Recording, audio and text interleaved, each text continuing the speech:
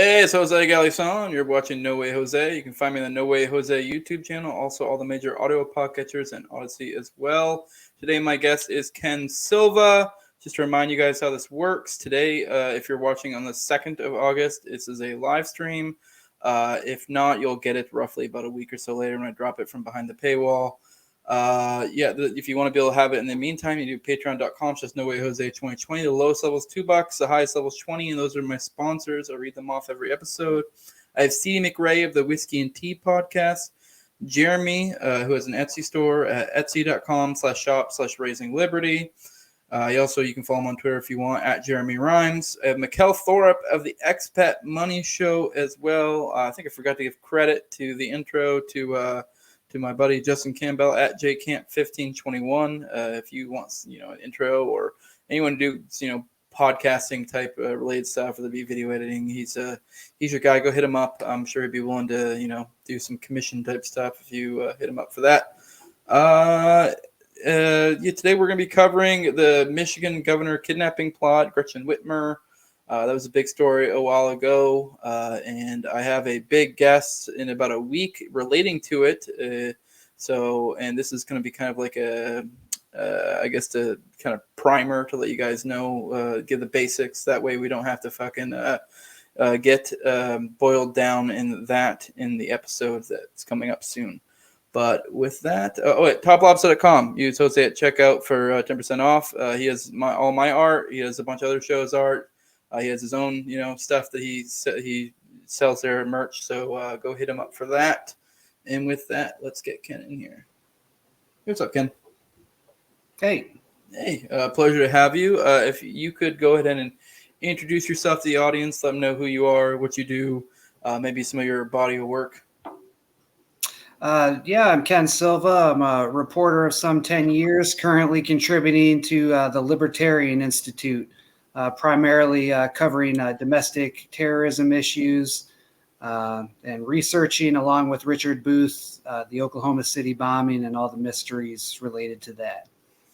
Yeah, Richard's actually the one who sent me over to you. So, because I guess I'll go ahead and say it now. Brandon Caserta of the for the audience, which is, I guess, the way I see him, he was kind of almost like the poster boy in a certain sense. I guess the one that you saw a lot of pictures of this case. I got in contact with him through one of my fans, and he's supposed to be coming on next Thursday, so that'd be the 11th.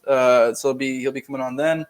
And I hit up Richard initially to be like, hey, I'd like to get someone who's, knowledgeable in this. And I knew Richard, this was something he was very interested in. And he's like, well, you got to get Ken. That's who you need to get to come on with you. Because I figured it'd be good to have a co-host. It's a little bit more knowledgeable on it with me. And I also thought, I don't know, maybe on the off chance you wanted to write something. I don't know what kind of questions you may have in mind for him. So I figured I'd give someone the opportunity, because I think this is his second interview of this type of one. I guess he's done one with a reporter or journalist of some sort, and then he's also done another podcast. So, and this is the only other one. So it's kind of newish. So, I mean, barring any unforeseen circumstances, you should be coming on next Thursday. So that's how I got in contact with you. I take Richard's word on this. So you've done a lot of work covering this case, the Michigan case. So let's start off with, I want to kind of get what the official narrative of what happened in relation to this whole story, and then we can kind of go into what the real story was.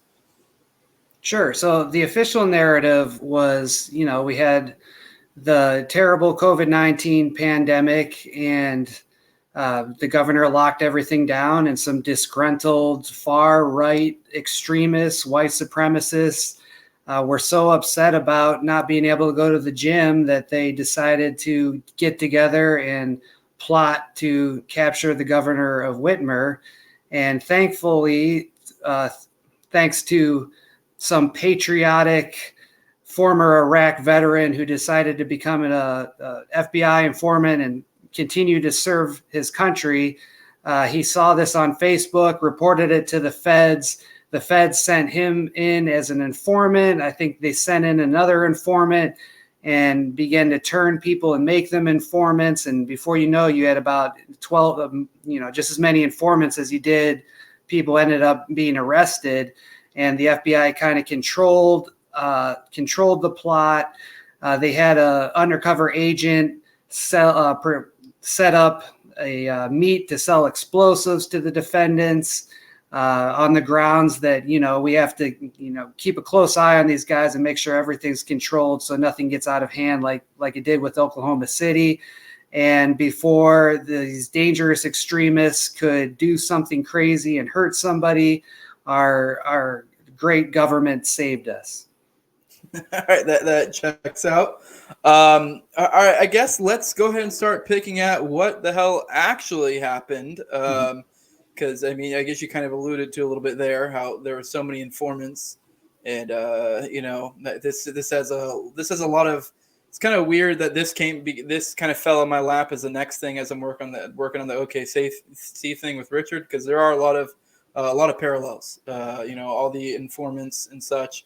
But it is kind of weird when you have, I don't remember the exact number of people. Let's say you have 15 people and 12 of them are informants. Mm-hmm. It's kind of like, okay, but this seems like it was mostly you. But I guess I'll let you take that and kind of start going into I guess the larger narrative of what actually happened type deal.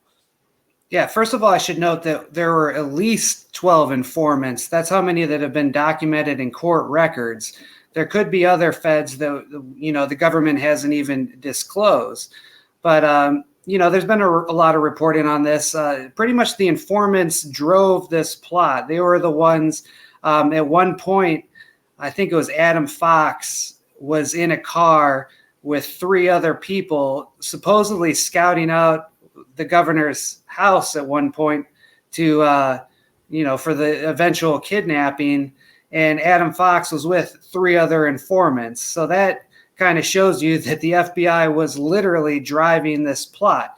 And there's plenty of other examples, and not all of it, unfortunately, was allowed in court, where, FBI agents are telling their informants, hey, get these guys to incriminate themselves and make it seem like there was a conspiracy to kidnap the governor.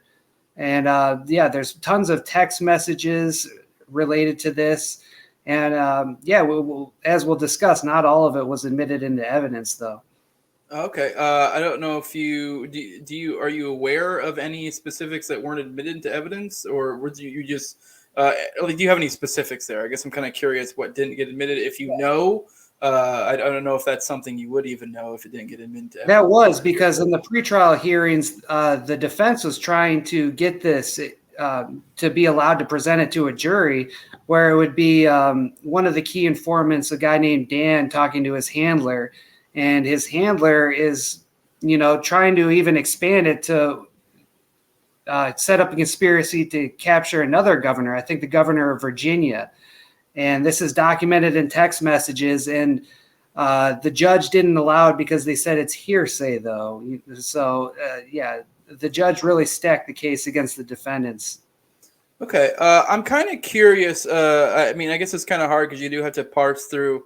And I guess maybe as your journalist mind, you're just stating the facts. But I guess maybe this may require a little bit of editorializing. To what vibe did you get? To what extent there actually was some sort of plot, and to what extent this was just because I know a lot of this, the vibe I got from stuff was reading, a lot of it was just like them shooting the shit, drinking beer, smoking weed, and kind of like, running off of the mouth. And like, I don't know, I've been on the internet for a while. I know if you take things out of context, I was big into the Boog Boy movement when that was a thing for a moment. And then I kind of, mostly just was funny memes, but I can see how things can be taken out of context, especially when you take people of this type of mindset and group them together, how you could 100% take things out of context or get them in moments where they're just shooting the shit and kind of like, well, what would you do if they did this kind of deal? So I guess I kind of want your vibe of like, to what extent was this actually a plot, or was this just guys shooting the shit? Well, it certainly wasn't any kind of coordinated plot. There's isolated damning statements, and it depends which defendant we're talking about. I guess the guy you could make the biggest case against would be Barry Croft, and he says crazy things like, oh, if I got to kill a Fed, I will. And you could tell him Barry Croft did it. But again, this has nothing to do with an actual plan to kidnap the governor. This is, again, a guy just shooting his mouth off. And like you said, this is after informants got them drunk and high, which is a violation of the Attorney General's own guidelines. They're not allowed to do that according to internal Department of Justice policy. But now that kind of proves that these guidelines don't have any standing in an actual court of law. I think the guidelines are there because, to make the FBI look good on paper, and because these are things FBI agents should do. But if they break their own guidelines, as this case has shown, they're still willing to use this to try to throw people in cages. Yeah, no, I definitely get the vibe. They probably were hoping it wouldn't get as far as it did, or maybe they could squeeze these guys to plead guilty or what have you. Because it's my understanding 2 of them did plead guilty, correct? Or maybe it's more or less. 2 of them pleaded guilty. One of them, Ty Garbin, pleaded guilty right off the bat. And there was another guy, Caleb Franks, who initially pleaded not guilty and made numerous motions that some of which we discussed with his fellow defendants, including motions to allow these text messages between the informants and their handlers to be admitted.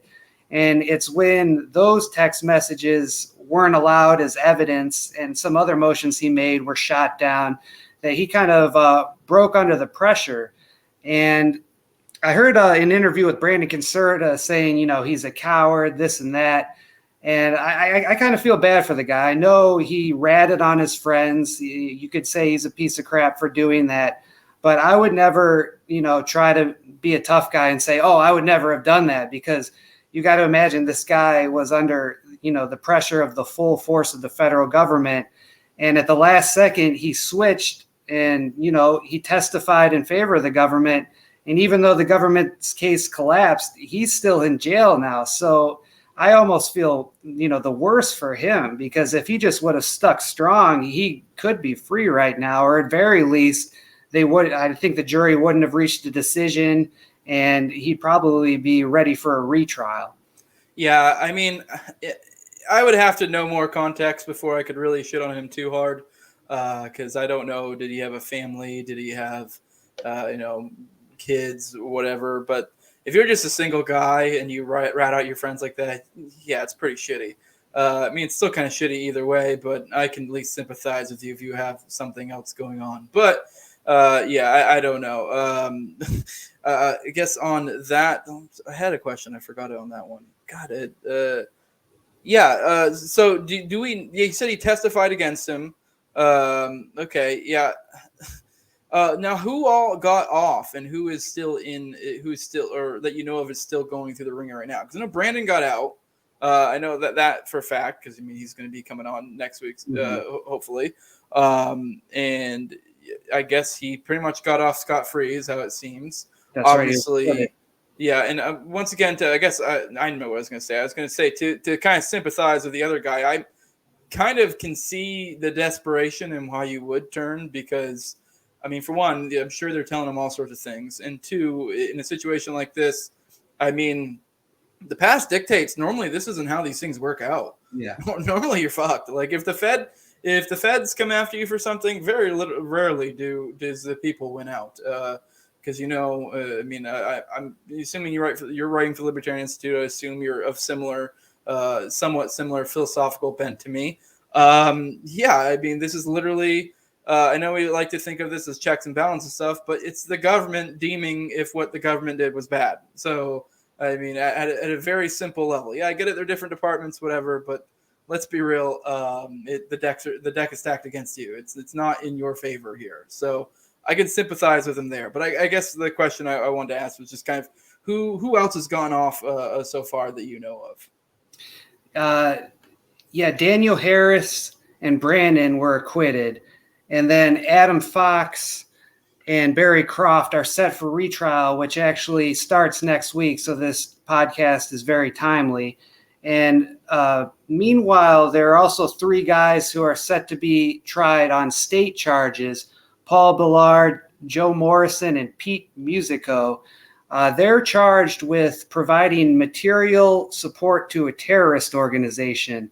And I kind of wanted to go into this because I think it's been undercovered.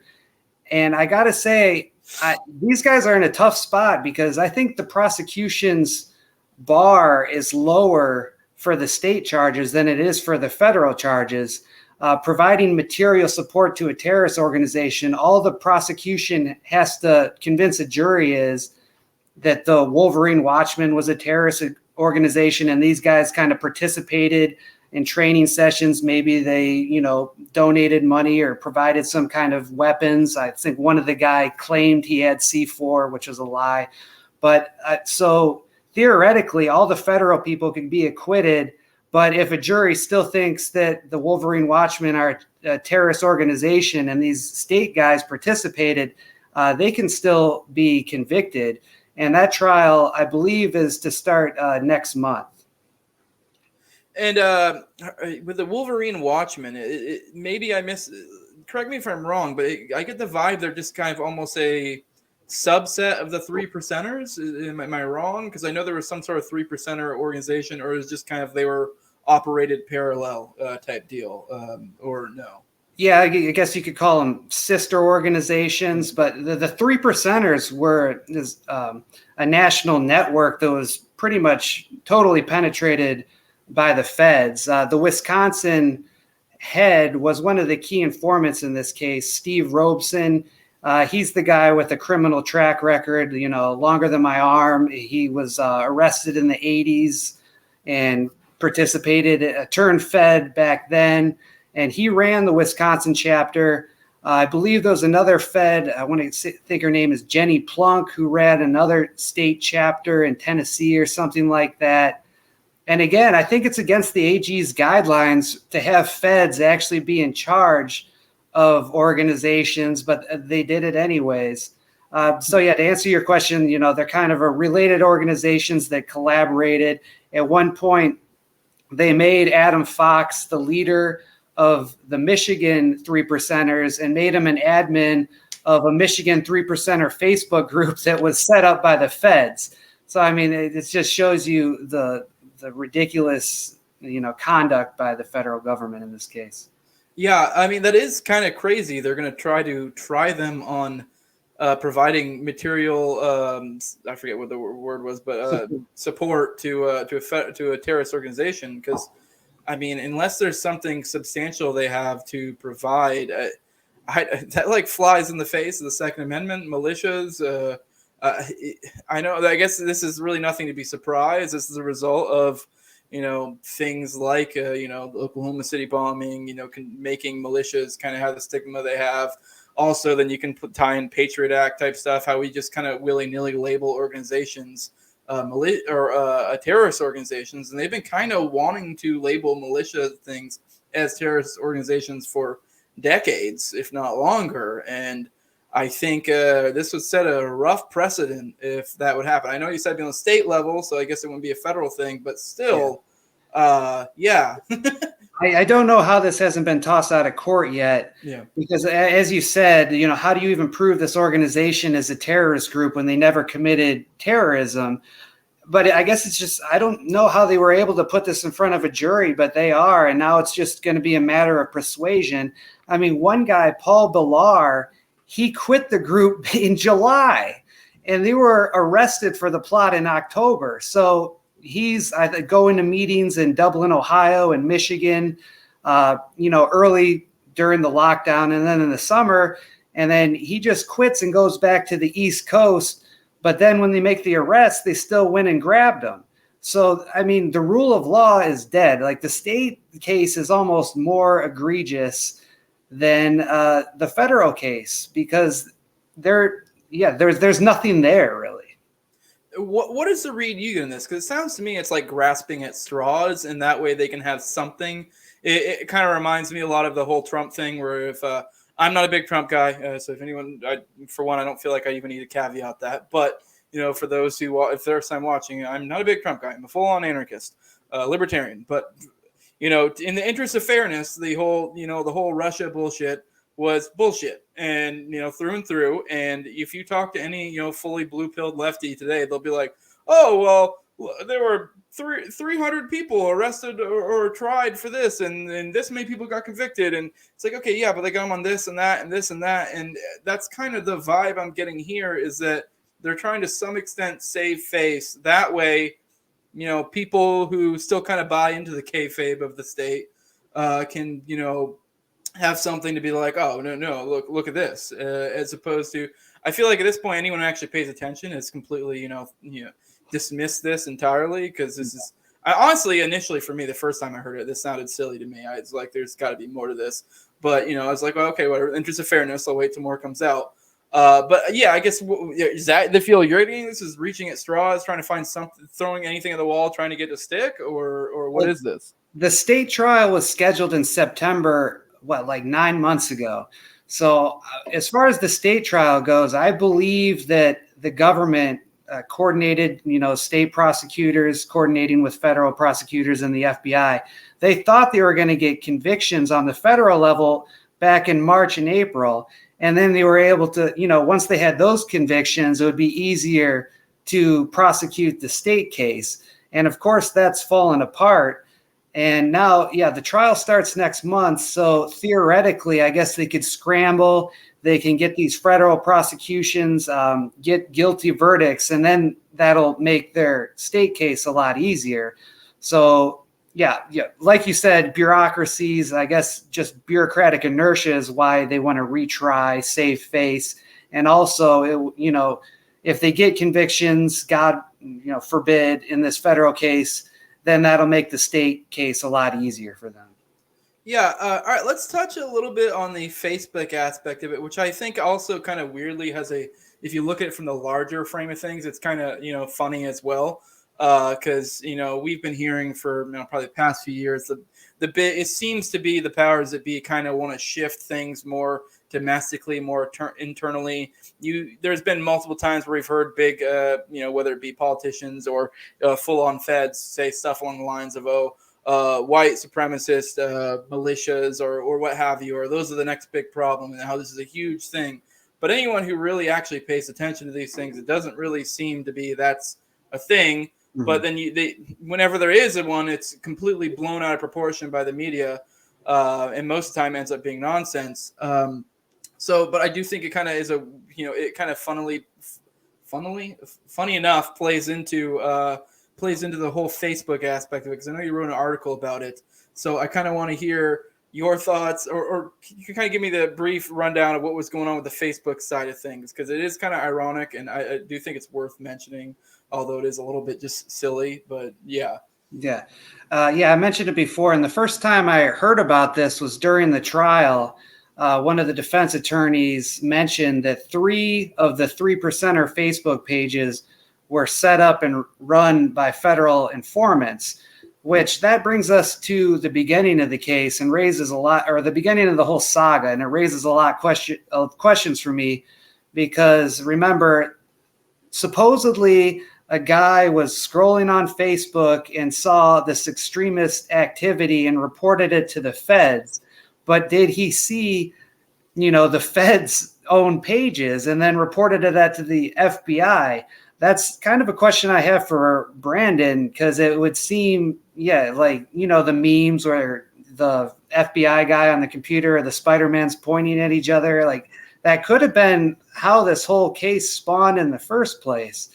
And another question is, I can't imagine how Facebook hasn't been sued for this behavior, because they're violating their own terms of services by allowing this to go on. So that's kind of a question I have for Brandon, is if he is planning on suing Facebook. Suing the FBI is going to be tough, because the government has a lot of immunity, as you know, but I got to imagine that Facebook's conduct is very illegal.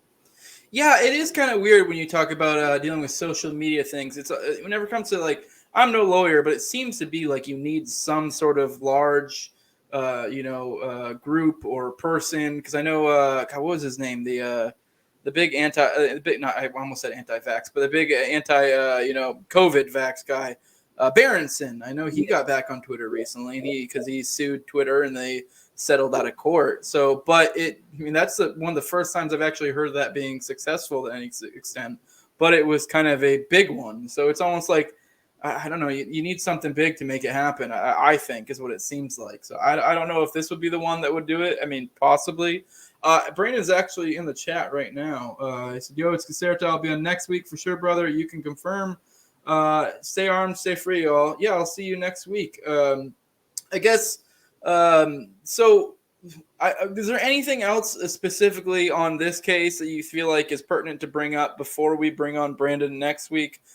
Specifically just to, make sure people are aware of what it is. Because the main purpose of this was I didn't want to, for one, I had an opening. Two, I also wanted to, I felt like if we just brought on Brandon that we would get caught up in trying to give the basics of what happened as opposed to just rolling right into it. So I wanted to give my audience, because I was kind of surprised. I was talking to a lot of friends at work and stuff, people are a little bit more conservative, and most of these people weren't even aware of this case. And I was like, what? This is a big deal. So I figured it made sense to kind of remind the audience of what this was. So I guess just for the basics or what have you, is there anything else you want to bring on this before we move on? I guess the politics behind this is kind of interesting. I think Brandon was kind of between a rock and a hard place, because the media and the mainstream painted him as a far right extremist, and then the far right, or the Trump supporters, saw the anarchy flag and some of the videos he was in, and hey, that's not one of us. That's an anarchist. He might even be Antifa. Yeah. So he was getting it from both sides, and I'll be really interested to talk to him about that and see, were any of these guys even Trump supporters? Were these libertarians or guys who think Trump's not far right enough? That's the politics behind it, and then the conduct of the FBI agents themselves. Just the basics. 3 agents involved in this case. One of them was charged with perjury in another case. One of them beat the shit out of his wife and had all these inflammatory anti-Trump posts on his Facebook page. And another had his own private cybersecurity business that was making these cryptic tweets in September and October saying, oh, we're a big arrest is about to happen, and we're about to make something, something in Michigan's about to go down. And so pretty much he was using this case to lend credence to his cybersecurity company called X Intel. And again, none of this was allowed to be presented to a jury. It was, I don't even think the defense tried to enter evidence about the one guy beating up his wife, because that's kind of irrelevant. But everything else seemed, very pertinent to the case to me. Yeah, no, it is funny you brought up the politics aspect with Caserta, because I watched the same podcast you were referring to. It's the only other one. But it's funny. I do remember explicitly when his photos were first trotted out. A lot of the this is why I said he's kind of the poster boy. This is the first face people zoomed in on. Everyone was trying to make this the face of Trump's America. Trying to be like, oh, look at this, I don't know, degenerate white trash Trump, whatever, type thing. And then the Trumpers came out with, oh, look at this anarchist flag behind him, and oh, he's Antifa. Coming up with their whole line of things. And I watched that podcast, and hearing him talk, he sounds like one of us, very much. I am interested to ask him kind of what his influences are. He said he's a voluntarist, so that can mean a million things. I'll probably ask him who he reads, because as opposed to asking what your label is, I feel like sometimes it's easier to be like, hey, what are your major literature influences on your philosophy? So that'll be interesting. But it is kind of funny they use his face, because I can kind of sympathize with him. If you see him, he's kind of a gruff-looking guy, very tatted up, pretty muscular. And I'm sure, I heard him talk, and he's actually sounded very intelligible, very smart guy. So I'll be interested to talk with him, because I do think what it was is people just saw the face and made a whole lot of assumptions. And, I kind of can deal with that as well. I'm not like the smartest guy in the world, but I've dealt with that a lot in my life. People look at me and just immediately assume I'm an idiot. I usually play into it and, I'd rather just trick them with intelligence when it comes in handy later. It's better for people to underestimate you. But I just thought there was something interesting there. But before we close out, I kind of want to know what other things would you like to talk to about Brandon next week? Because I'm kind of curious. Like I said, I brought you on because just on the off chance, I figured just to kind of I wanted to find someone who writes on this type of stuff because I'm sure this is kind of a scoop. So I didn't know if there were any angles you wanted to hit on aside from just the political. Because like I said, I wanted to bring on someone who does this type of stuff to kind of, I don't know, help out. For one, it helps to be knowledgeable too. On the other hand, if you make some content of it, that's great. If not, whatever. Either way. So I'm kind of curious, what other things are you looking to talk to Brandon about? So this question will probably take him, 30 seconds to answer. But I'm wondering if he can actually be used as a witness in the trial, if that's even legal. Now that he's been acquitted, can his Adam Fox and Barry Croft bring him up there and say, hey, well, this guy got found not guilty. I got to imagine the judge wouldn't allow that, and that's probably the answer. That's one thing I want to ask. The other thing I want to know, he said on his interview that, follow me on Facebook. Dude, why are you still on Facebook? That company almost got you thrown in jail. So I want to know why the hell he's still on Facebook. Yeah. Yeah, those are probably two questions I have right off the top of my head. All right. Yeah, we'll definitely talk more in between. I can sympathize with that, though. I'm on Facebook and Twitter still, and I bitch about them, but I also try to go on other platforms as well. But, until something better comes along, it is what it is. You're dealing with what you're dealing with. Even if they try to throw you in prison? Yeah, I guess. Although, to be fair, I bet you he's a little bit more like, all right, I'm not doing any of that anymore. Maybe he is, maybe he isn't. I don't know, because I will be interested to talk to him because it sounds to me, the vibe I was getting is that he was kind of trying to, in the heat of the lockdowns, he kind of had a similar type look as a lot of us had, like, hey, when you start grouping up. And that's kind of vibe I got. And that's kind of where this came from. I don't think, it was a militia, but I genuinely think it was more to create contacts for if things, go crazy, go sideways, create, parallel economies, that type of stuff. But yeah, I guess we've kind of covered all of it at this point. I see you in the chat, Drew Hancock. Thank you. I do think I look very nice. Someone pointed out my thing that said my nice herpes scar earlier. No, this is monkeypox. Nice. But yeah, if you want to go ahead and drop your plugs again, and we'll go ahead and get out of here, and we'll see all of you guys again next week when you tune in for the Brandon interview. Yeah, Ken Silva. You can find me on Twitter. I think my handle is JD_cashless as an homage to one of the greatest journalists of all time, JD Cash, who did a lot of the work that underpinned your and Richard's discussions. So yeah, that's it. Yeah. Well, I appreciate that you coming on, and I'll have you on again next week when me and you interview Brandon. I'm looking forward to that, and I appreciate all you guys coming on. This is the No Way Jose show. It's on YouTube, all the major auto podcasters Aussie as well. If you want to follow me on social media, at Senor Jose 2020. I get nuked all the time, so if you want to follow me somewhere else, you can follow me on Facebook. I don't really do anything on Facebook aside from drop promos, but if you want to get in contact with me, that's a good place to do it. I'm Jose Galison on there. Like, share, subscribe, all that good stuff. And with that, we are out.